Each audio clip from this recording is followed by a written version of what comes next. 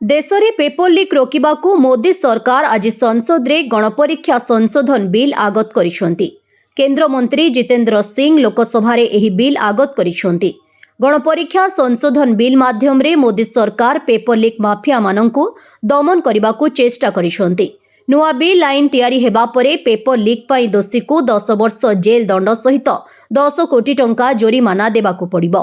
एहा व्यतीत जदि सेवा प्रदानकारी कंपनी दोषी साब्यस्त हुए तेबे सेमानंकु 8 वर्ष पई कला तालिका भुक्त कराजिबो।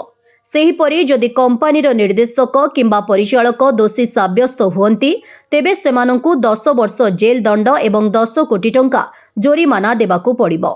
एहा व्यतीत जदि कोचिंग प्रतिष्ठान गुड़िक पेपर लीक रे जड़ित बोली प्रमाणित हुए तेबे सेमानंकर संपत्ति बज्याप्त कराजिबो। आज सरकार संसद रे एक बिल आगत करुथबा बेले प्रधानमंत्री नरेंद्र मोदी एक वीडियो वार्ता माध्यम रे पुणी थरे एक उच्च क्षमता संपन्न टास्क फोर्स गठन घोषणा करिसेंती। नंदन नीलकेनी नेतृत्व रे एही 6 जणिया कमिटी सरकार को पेपर लीक रोकिबा पई परामर्श प्रदान करिबो एवं परीक्षा रे स्वच्छता आनिबा पई उपाय मध्य परामर्श देबो। एही कमिटी घोषणा करुथुवा वीडियो रे प्रधानमंत्री मोदी कहिसेंती जे पेपर लीक मामला रे दायी व्यक्ति माननकु आदौ छड़ा जीव नाही। से आहुरी कहिसेंती जे एक फास्ट ट्रैक कोर्ट गठन करिसेंती। परीक्षा व्यवस्था को अधिक स्वच्छ कराजिबो।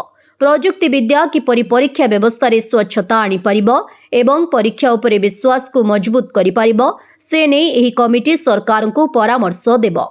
अन्यपटे मोदी सरकार साधारण परीक्षा संशोधन बिल माध्यम रे पेपर लीक माफिया को दमन करने को प्रस्तुत हेउथबा बेले विरोधी दल मध्य प्रस्तुत करुछंती।